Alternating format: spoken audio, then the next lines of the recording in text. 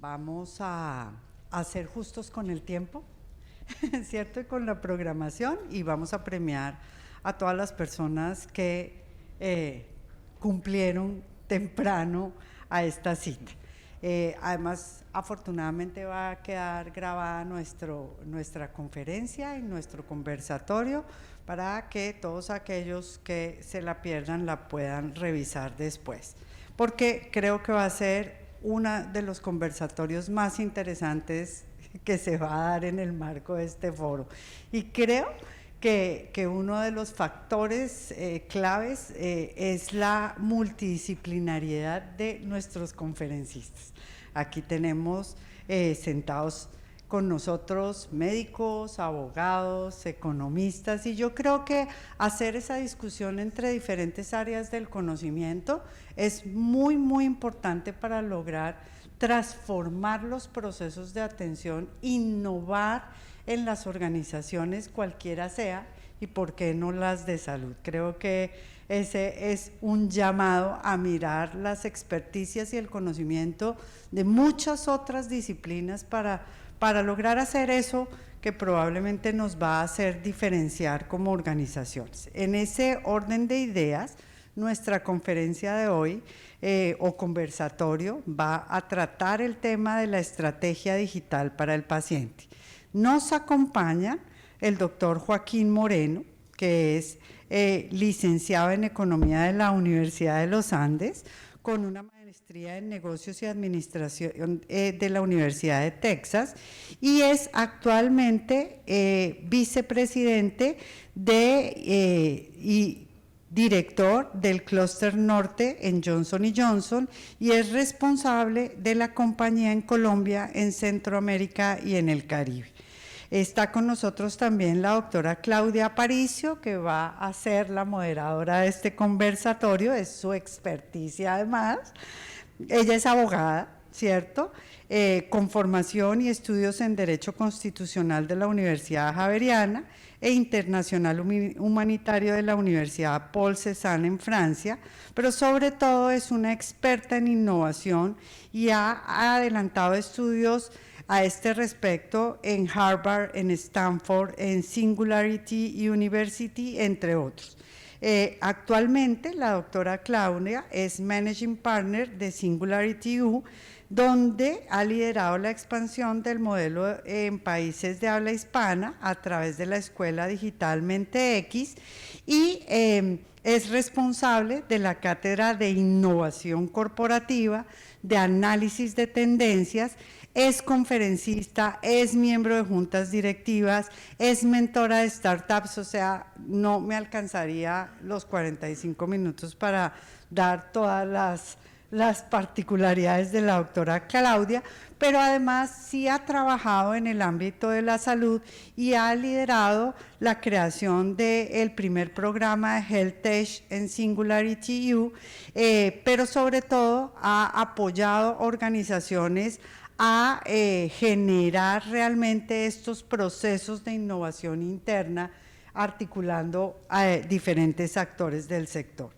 Y nos acompaña, pues él sin poca presentación necesita, el doctor Alejandro de la Torre, ¿cierto?, que es médico, cirujano, egresado de la Universidad del Valle en Cali, Colombia, pero actualmente se desempeña como director científico de las clínicas del Grupo Quirón Salud en Colombia, y además es profesor voluntario del Departamento de Ciencias de Salud Pública en la Escuela de Medicina de la Universidad de Miami. Pero sobre todo su mayor experticia, ¿cierto?, ha sido llevar a su institución hacia esos niveles de derrotero de excelencia que implican hacer un ejercicio muy juicioso de innovación. Entonces les damos la bienvenida. Yo que dije que iba a ser corta en la presentación, muy difícil con las características de los panelistas, pero les damos la bienvenida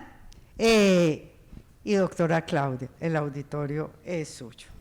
Bueno, muy buenos días a todos, de verdad es un placer y es un placer estar acá porque aunque en mi vida cotidiana que navego por muchas industrias en este proceso de de impulsar la transformación, pero con un propósito muy importante, y es hacer que esta tecnología que tenemos hoy a la mano realmente pueda hacer mejor la vida de las personas, construir un mejor planeta, construir más derechos y materializar el derecho, en este caso de la salud, a que sea realmente un hecho.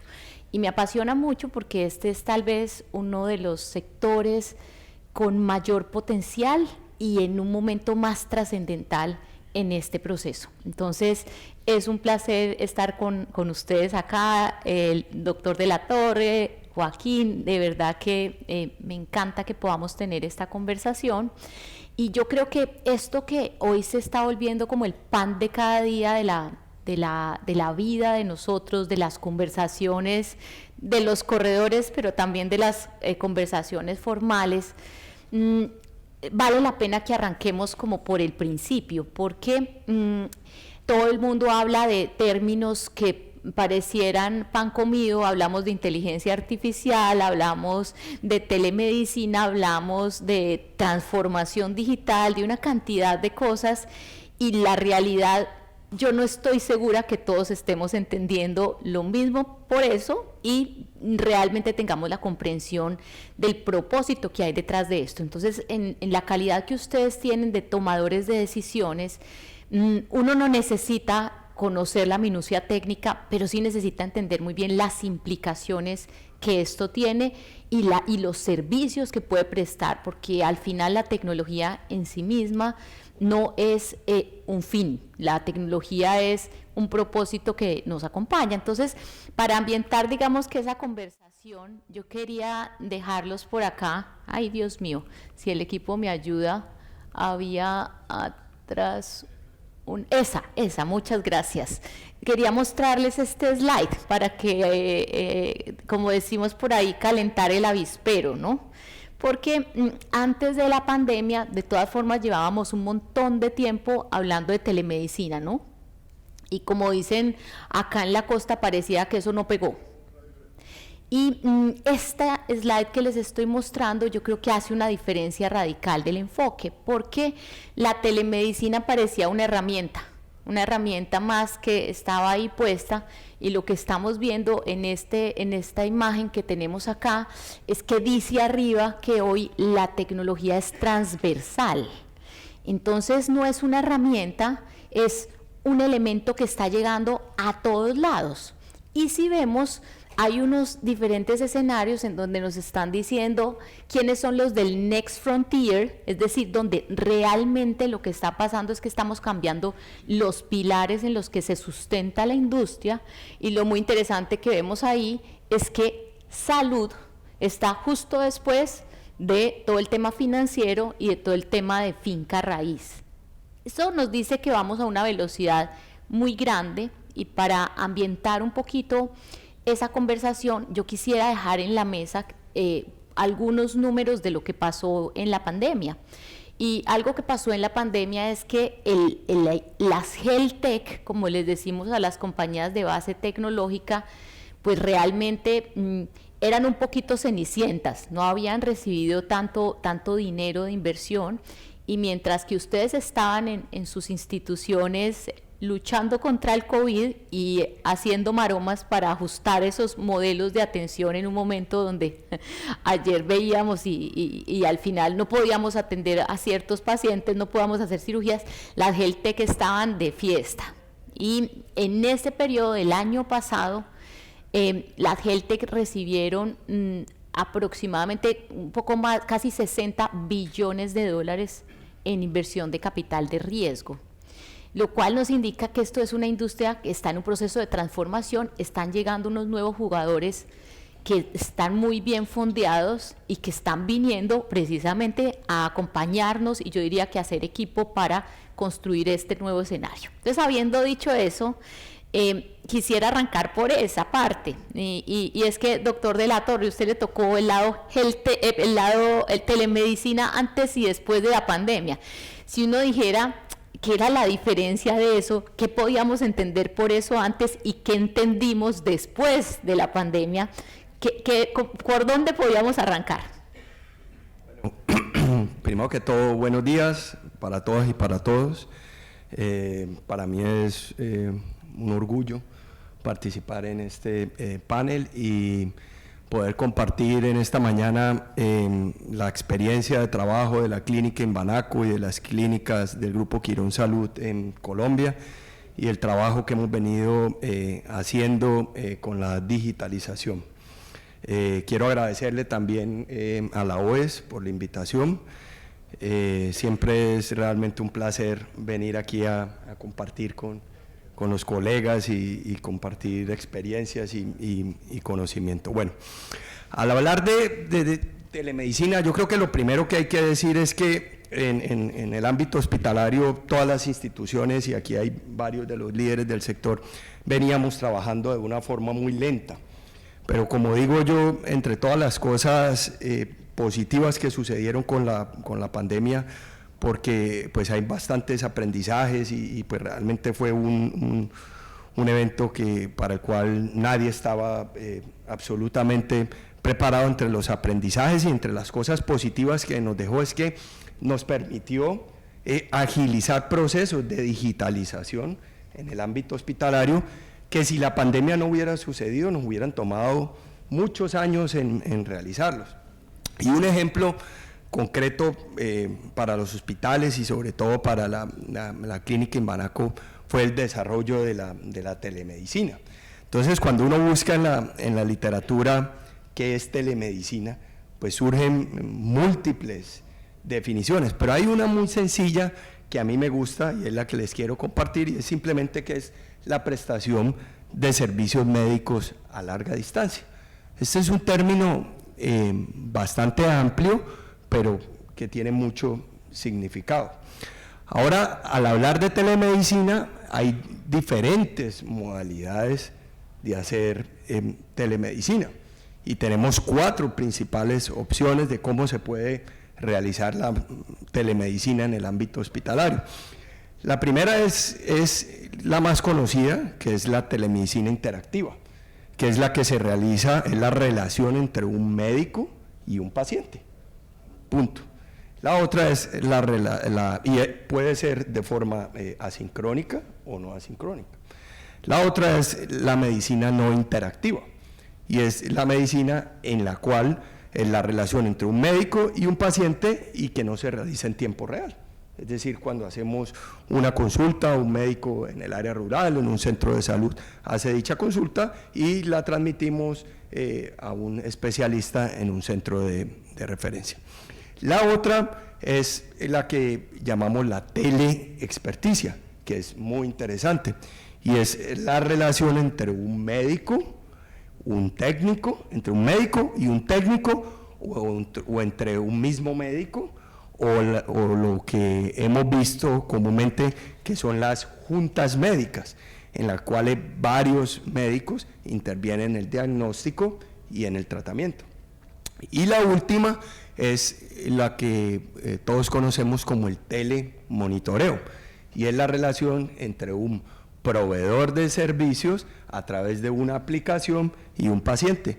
Y el ejemplo muy concreto son las personas que, por ejemplo, están hospitalizadas y salen con alguna aplicación para darle seguimiento post su estancia en el hospital, y le chequeamos la presión arterial, la glicemia, etcétera. Entonces, ese es el telemonitoreo.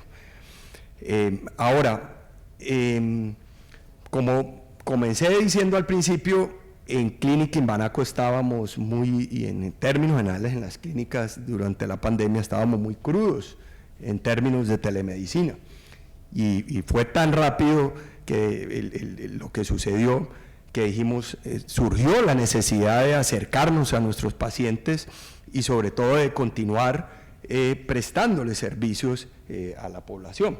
Y hubo un momento en el cual tuvimos por ejemplo, en la clínica en Banaco, en la ciudad de Cali, nuestras 45 especialidades al servicio de la atención de las personas. ¿Y cómo hicimos esto?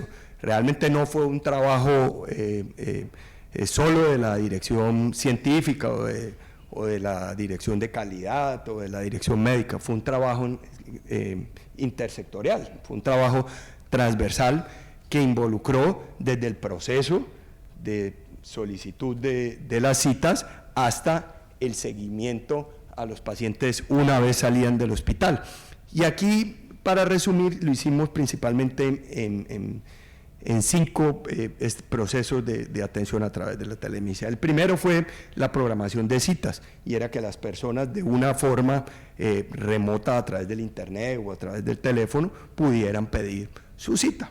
El segundo punto fue hacer el proceso de admisiones, y esto involucró trabajar con la gente de admisiones, explicarle cómo deberían atender la solicitud de citas y estar preparados para recibir las múltiples llamadas o las múltiples solicitudes a través del internet.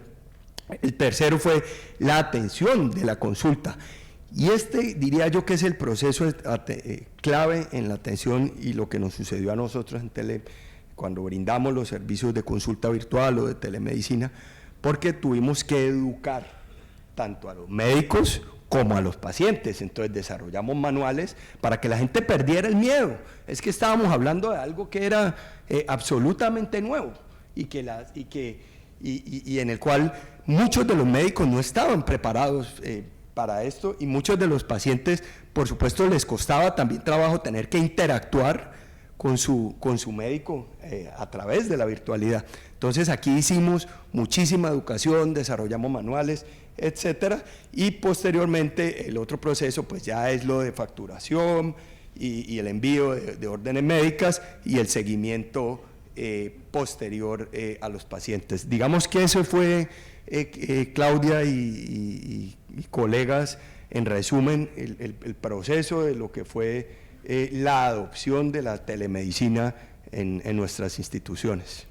Qué bueno que el doctor de la Torre nos haga como ese descriptivo, porque al final tiene un efecto particular, y es como cuando uno descubre algo, ¿no? Entonces uno cree que eso sirve para algo, pero después de que le da unas vueltas, empieza a decir, y también sirve para esto, y también sirve para esto. Entonces, en el tema de la telemedicina, poco lo que había detrás de eso es la tecnología como tecnología de información y comunicaciones, ¿sí? Entonces, no nos tenemos que juntar, digitalizamos la atención y simplemente estamos parados en esos mismos pilares, pero rompemos la barrera del tiempo y de la distancia.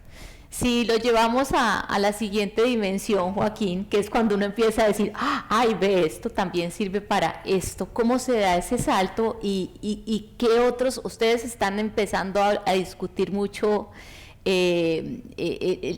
nuevos conceptos de digitalización, de MedTech. ¿Por qué no nos ilustras qué significa eso del lado de Johnson & Johnson? ¿Qué ha significado? No, perfecto. Perdón, Claudia, y bueno, muchas gracias también por la oportunidad de compartir con todos ustedes hoy. Y bueno, ya, ahora sí se llenó el salón. Estaba medio vacío cuando empezamos, así que buenísimo.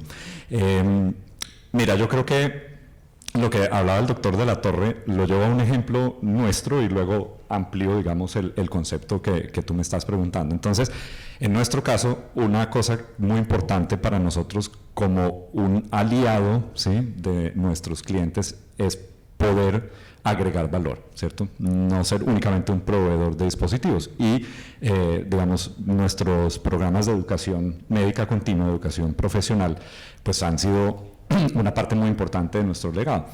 Y teníamos ese mismo reto que hablaba el doctor de la Torre.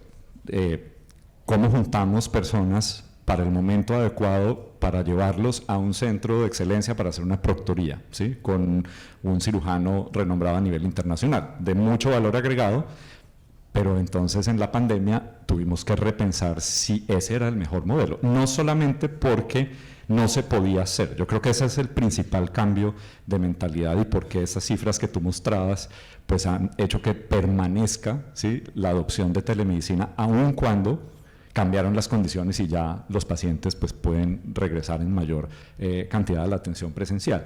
Y en nuestro caso fue, ¿cuándo es que el médico que quiere asistir a un programa de una proctoría, por ejemplo, lo debe hacer? Pues es hoy, ¿sí? Porque hoy tengo esa necesidad para poder mejorar mi práctica, no dentro de 6 meses cuando Johnson me ofrece la posibilidad de irlo a hacer en el hospital X o Y. Entonces, ¿qué se volvió más valioso? El voy a hacerlo presencialmente o hacerlo en el momento adecuado, ¿no? Creo que es un poco, transforma ese pensamiento sobre cuáles son las necesidades y cuál es la mejor forma de cumplirlas. Entonces ahí ato con tu pregunta, ¿sí? Nosotros pues nos vienen conociendo como Johnson & Johnson Medical Devices, ¿cierto? O sea, una compañía de dispositivos médicos, y a partir del año 2021, ¿cierto? Nuestra líder a nivel global, que se llama Ashley McEvoy, lanzó la transformación que estamos haciendo a Johnson & Johnson MedTech. Entonces me preguntan, bueno, ¿qué es eso y qué significa? Y para mí, de manera muy concreta, ¿sí? Es asegurar que la tecnología está cumpliendo un propósito mayor, que no es un fin en sí mismo. Punto que tú hacías al comienzo y un poco lo que describía el doctor de la Torre en cómo la tecnología fue transformando no solamente una necesidad puntual, sino también cambiando la concepción sobre cómo es la atención y qué posibilidades hay. Entonces, eso es un poco digamos, la carreta en la que estamos, pero es una carreta real, que es, bueno, la tecnología, qué fines puede cumplir, y básicamente son 3. Porque si no cumple estos 3, digamos, es la visión nuestra, pues no hace mucho sentido. Mejorar la atención, que es un propósito común, ¿cierto?, que tenemos nosotros junto con todos ustedes. Asegurar mejores estándares de calidad centrados en el paciente y mejorar el acceso. Entonces, eso es, digamos, en lo que estamos enfocados, como con una concepción que va más allá de dispositivos, podemos usar tecnología para esos fines. Eso es más o menos el llamado, ¿no?, al que nos hemos puesto. Y entonces uno se mete en ese mar y empieza a decir, ok, al final el tema de telemedicina fue una puerta de entrada para conectarnos y de alguna manera seguir haciendo un poco lo mismo, pero más rápido, cambiando los estándares de respuesta y haciendo más democrático esto, ventaja que estamos viendo. Y el doctor de la Torre tiene por ahí adelante, sí. Doctor. No, es que quiero que antes que avancemos a otros temas de digitalización en salud, quiero señalar y quiero hacer una reflexión importante sobre telemedicina que no quiero dejar pasar. Y es que, en mi opinión, la telemedicina tiene el potencial de cambiar los modelos de atención en salud, porque impacta 4 puntos en los cuales los líderes del sector trabajamos constantemente, y son los siguientes. El primero es la relación directa entre el consumidor. Es lo que los gringos conocen el direct to consumer, sí. Y es la posibilidad de que nuestros clientes, los pacientes, se relacionen de forma directa con los médicos. Ese es el primero. La segunda es el autoservicio, y es la posibilidad de que nuestros pacientes, desde el teléfono, desde un tablet, puedan acceder a un servicio especializado. Y el tercero es el fortalecer e incentivar la colaboración entre los profesionales, que contribuye al joy of es decir, a la alegría en el trabajo, joy at work. Y es que a través de la telemedicina tenemos la posibilidad, como dije anteriormente, de que varios médicos participen en los diagnósticos y en el tratamiento de las personas a larga distancia. Entonces, incentiva la colaboración entre los mismos profesionales. Y el último es un punto que tiene que ver en relación al espacio, y es que cualquier persona, independiente de su lugar de ubicación, puede acceder a una consulta o a un servicio de salud. Entonces, es muy importante. Y finalmente, es que la telemedicina también impacta 2 indicadores que Joaquín abordó, uno, y para los cuales trabajamos muchísimo en el sector, y es la oportunidad y la cobertura. Y la oportunidad es en el sentido, comúnmente oímos que la gente quiere pedir una cita y le toma 3 semanas, 1 mes, 2 meses, 3 meses para que lo atiendan un especialista. A través de la telemedicina esa oportunidad se disminuye. La gente rápidamente en las áreas rurales o en pueblos puede ser atendido.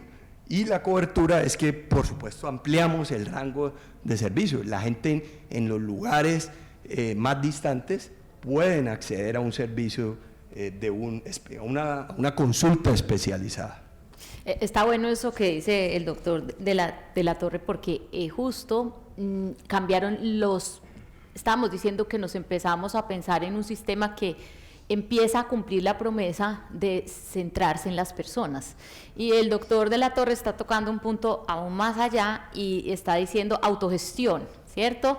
Que es algo que uno dice, eso es un paso un poco más adelante que está asociado al empoderamiento del paciente, lo cual significa que no necesariamente yo necesito la mediación de mi especialista en salud, sino que voy a tener personas que pueden empezar a tomar decisiones acertadas siempre y cuando tengan la información, porque al final el gerente de la salud de cada quien es uno mismo.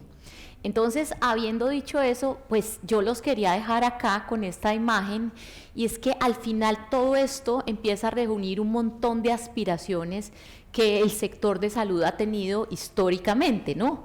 Y me acuerdo mucho hablando con el equipo de Medellín Health City, me decían, oye, es que Claudia, eso suena como ochentero, o sea, esas eran aspiraciones que nosotros llevamos hablando de ellas un montón de tiempo, y aquí tenemos aspiraciones que tienen que ver con la transformación de los servicios, aspiraciones que tienen que ver con la sostenibilidad del sistema, y aspiraciones que tienen mucho que ver también con la transformación de los roles de las personas que están en el sistema, y ese tema de salirnos de la atención intramural, pues al final nos lleva a un concepto que a nosotros nos gusta mucho en Singularity, que se llama convertir científicos en emprendedores, porque uno dice, entonces no es que yo lo conecto ahí, que estoy disponible, sino qué pasa con la tecnología detrás, cómo a partir de hacer tracking y hacer seguimiento a todas esas interacciones, yo podría decir que de alguna manera como profesional de la salud, lo que yo sé es escalable, es decir, que mi yo virtual podría estar prestando servicios a pesar de que no estoy en una interacción directa con los pacientes, ¿no?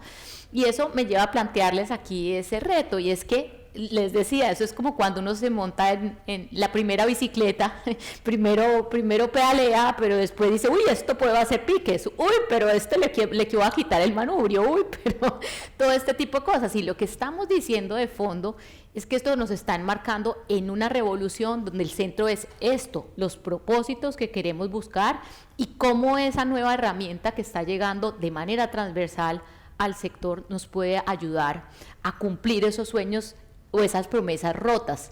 Pero eso es muy duro porque detrás de eso hay un gran cambio cultural. Entonces ustedes lo han vivido en carne propia, ¿no?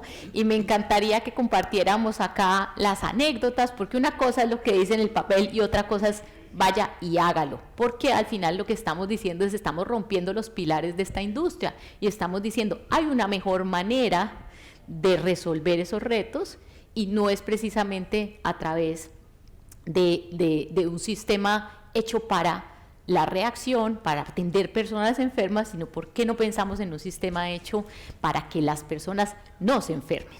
Entonces, me gustaría que nos cuenten algunas de sus anécdotas en términos de ese reto cultural que hay detrás y las implicaciones que tiene eso en la forma de trabajar. ¿Arranco? Sí. Bueno, cuando recibimos este desafío común de transformarnos de una compañía de dispositivos médicos a MedTech, y que MedTech no es nosotros solamente como Johnson & Johnson, ¿sí? MedTech es todos los que participamos en el sector que estamos llamados a hacer esa transformación, ¿sí? Es una realidad, pero uno de los temas principales que venimos trabajando es cambiar las formas de trabajo. Pero lo que hay detrás de eso realmente es el cambio de mentalidad, que es muy difícil, muy difícil para los humanos, sin importar en qué lugar de esta cadena estemos.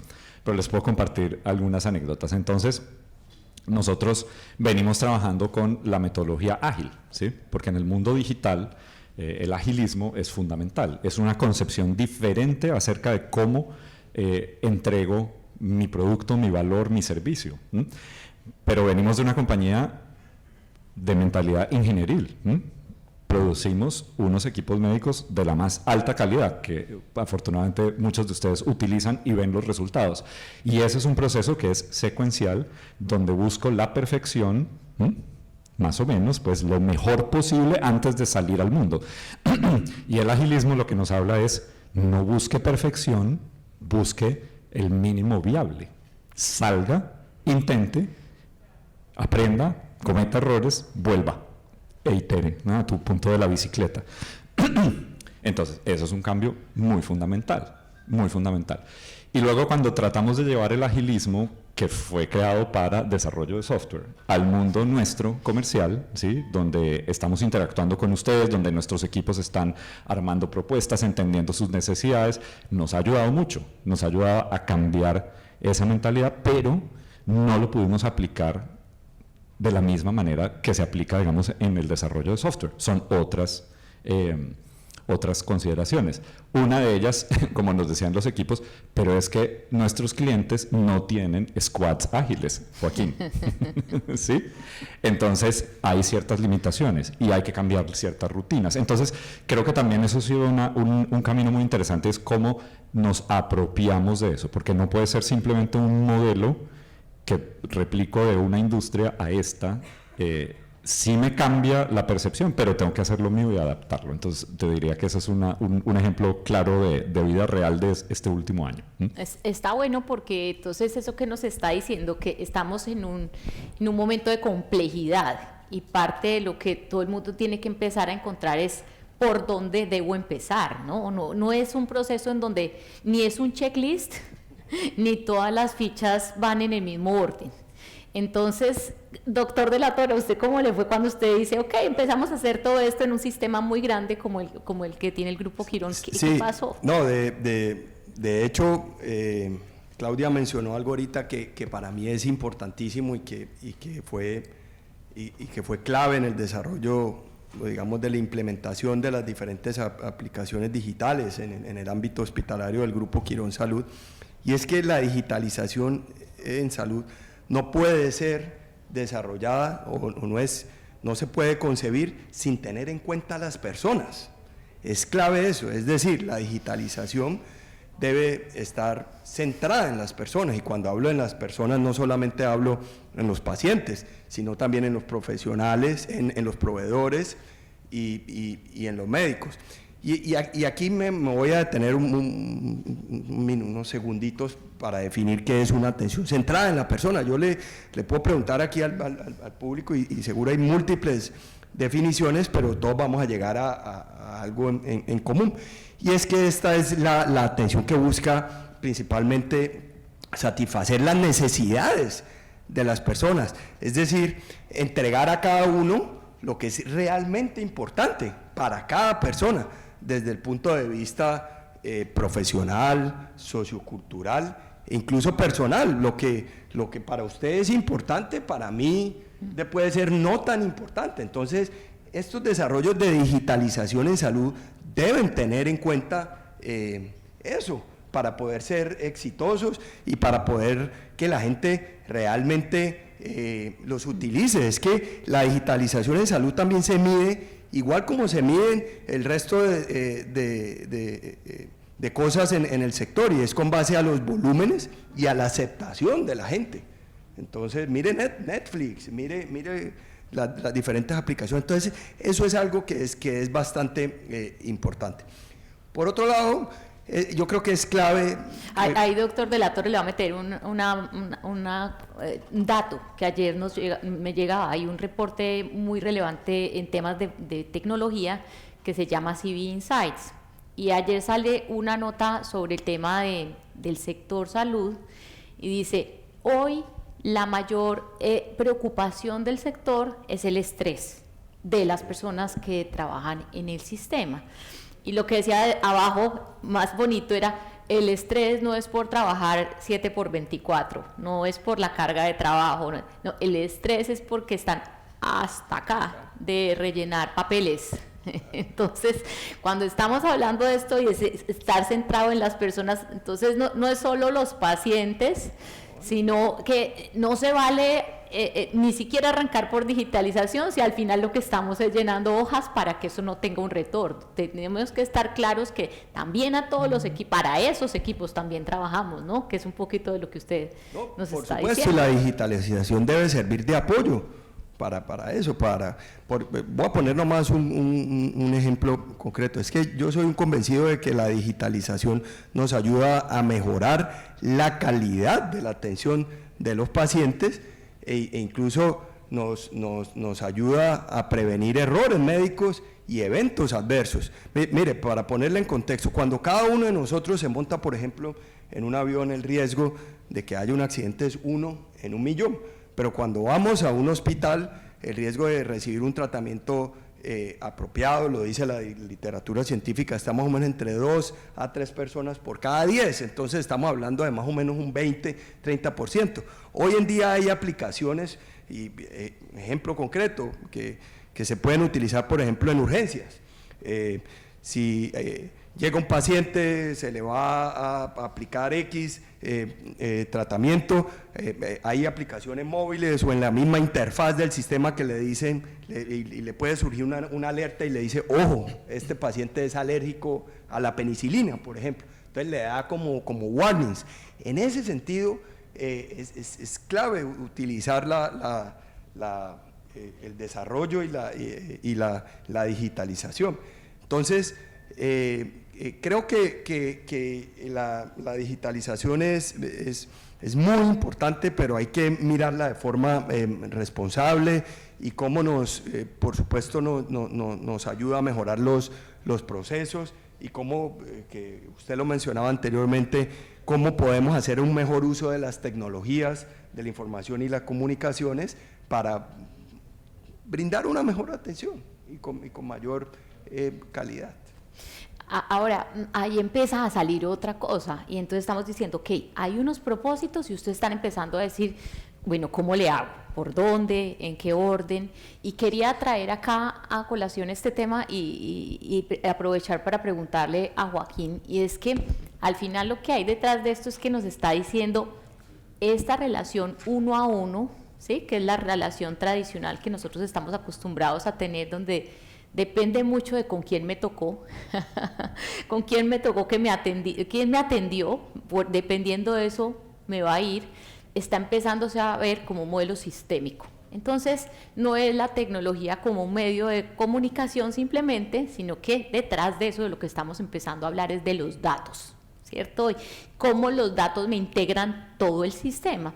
Y uno diría, esto es como de los de tecnología, o sea, tirémoslo al área de TI, que ellos nos van a ayudar, y creo que hoy cuando hacíamos unas consultas hace unos días, todo el mundo nos decía, mi prioridad es la historia clínica digital y la interoperabilidad, ¿sí? Eso es lo que estamos haciendo, y uno dice, ¿y para qué?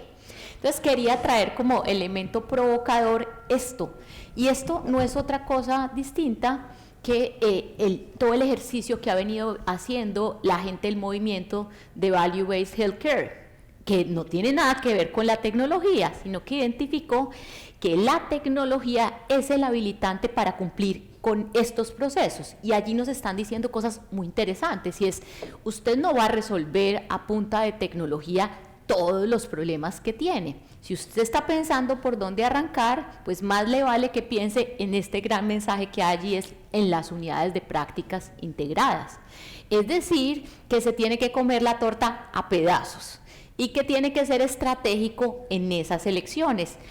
De hecho, cuando se hizo un análisis, y de hecho varios de los que están acá, y cuando veo allí el loguito de la Fundación Santa Fe, me viene a la cabeza que participaron en el estudio que se lideró desde Brasil, los resultados lo que nos dicen es que de todas formas nuestras instituciones de salud todavía lo que miran son los outcomes, ¿cierto? Si el paciente se murió, si el paciente tuvo una complicación, pero no tenemos sistemas transversales que midan de manera integral la atención, no hemos empezado a fraccionar esos servicios, y de hecho es muy interesante porque yo soy un outsider del sistema, yo los veo desde afuera, y es muy interesante ver que esto es lo que están haciendo las startups. Uno dice, ¿por qué son interesantes?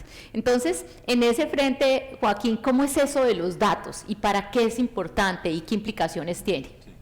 Y mira, voy a hablar como de tres conceptos porque está todo muy, muy relacionado. Y yo creo que estamos tocando un punto fundamental y es la diferenciación entre digitalizar y una transformación digital.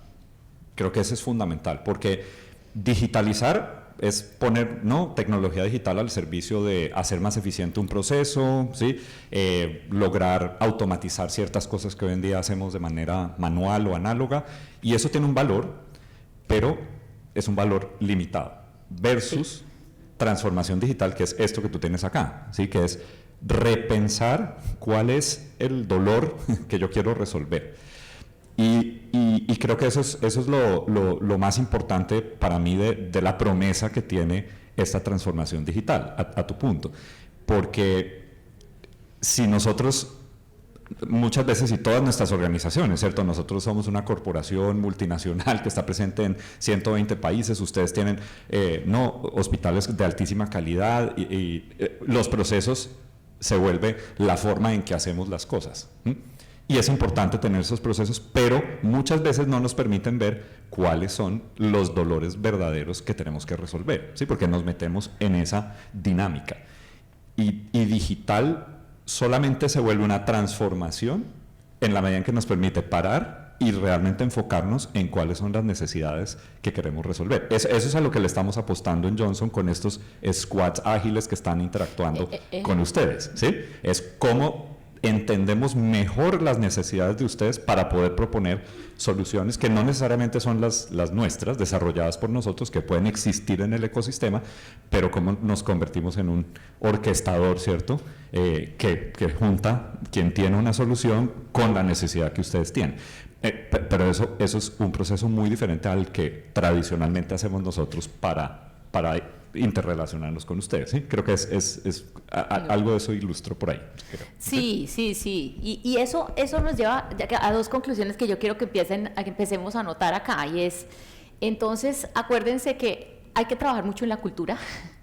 Los líderes son ustedes, no son los de tecnología, y hay que tener, si queremos ser centrados en transformar realmente, o sea, por supuesto hay que empezar a construir la casa y hay que digitalizar, pero acá es donde queremos llegar. Y hay que tomar decisiones respecto a las jugadas estratégicas que ustedes van a hacer. Y la siguiente es, arranque chiquito. O sea, es más fácil, en vez de arrancar y decir, vamos a hacer toda la digitalización del sistema, decir, ¿por qué no vemos algo en donde realmente esto nos duele y nos ponemos manos a la obra para que aprendamos? Y con eso quiero dejarlos acá con unas reflexiones, porque justo estamos en el proceso, en el caso de Singularity, de entender qué funciona y qué no funciona. Entonces acabamos de hacer un estudio grandísimo de las empresas más grandes de Colombia. Muchos de ustedes han respondido en ese estudio. Hay 7.000 empresas, o sea que ahí están todos ustedes, todos facturan más de 18.000 millones de pesos al año, y estas fueron las claves que nos llegaron, porque también hay que hacer victorias tempranas. Hay que hacer victorias tempranas, y esto es duro. O sea, como digo yo, esto es como la montada en bicicleta, y la otra parte de la montada en bicicleta que no dijimos es la parte de caerse, rasparse y levantarse. Entonces más nos vale que escojamos bien esas victorias para rasparnos, pero decir vale la pena y voy a volverme a montar en la bicicleta antes de botarla, ¿no? Entonces, ¿qué salió acá? Importantísimo, dos temas que quiero señalar. Uno, el tema, como estamos en un entorno de globalidad y de conectar todos los puntos, el tema de mercado es muy importante. O sea, la localía no es suficiente. Si yo tengo una oportunidad de romper barreras de tiempo y de espacio y tengo un talento en mi institución, yo no debería estar pensando que mi público único de atención son las personas que viven en Cali. Y en general a las compañías que les fue peor en la pandemia fueron esas que se vieron ahí atrapadas y dijeron, no soy capaz o de adaptar mi modelo de operación o no soy capaz de extender mi red de servicios. Entonces ese es un punto muy importante, porque esta digitalización después llega a una fase que se llama la democratización. Y democratizar, ¿qué significa? Que cada vez todo va a ser más barato. Entonces, más me vale que tenga yo un mercado bien grande porque o si no lo que digo es estoy destruyendo valor, estoy destruyendo valor, estoy destruyendo valor, y llegamos a la fase de la decepción, que es un tema muy importante. Y lo segundo es que a los que les fue muy bien, y en este sector hubo de todo, hay unos a los que les fue súper bien, hay unos que les fue mal y después rebotaron, y hay unos a los que les sigue yendo mal, ¿sí? En este sector lo que es muy importante tener en cuenta que los que hicieron jugadas ganadoras en general en nuestro país de manera transversal en todos los sectores dijeron: trabajé mucho en la estrategia que tiene que ver, piensa en las jugadas que usted va a hacer y para qué, cuál es el propósito que estoy logrando, y segundo, piense en el modelo de negocio. Y eso lo pongo a colación porque estamos en un momento en Colombia en donde estamos enfrentándonos a una gran discusión de disrupción de este sector para poder llegar a nuevas dimensiones en donde el tema de sostenibilidad es trascendental. Y la tecnología nos tiene que permitir hacer esto, pero eso implica una mirada de abundancia muy fuerte de parte de ustedes para no caer en el tema de tengo un mercado chiquito y estoy destruyendo valor, sino decir, tengo un mercado grande y puedo ser más grande, más amplio, atender a más personas y ser incluso más rentable. Entonces, con eso ya nos sacaron allá la tarjeta roja con toda. De verdad quiero agradecerles muchísimo, y el objetivo que teníamos hoy era eso, que pudiéramos tener una comprensión más específica de lo que significa todo esto y lo integral que es, y dos, algunos tips que ustedes se pudieran llevar en su caja de herramientas, no para resolver el mundo, pero para decir, voy a pensar en eso. Para mí ha sido un placer, muchísimas gracias a estos maravillosos panelistas que nos acompañaron, y les deseo una feliz continuación de jornada.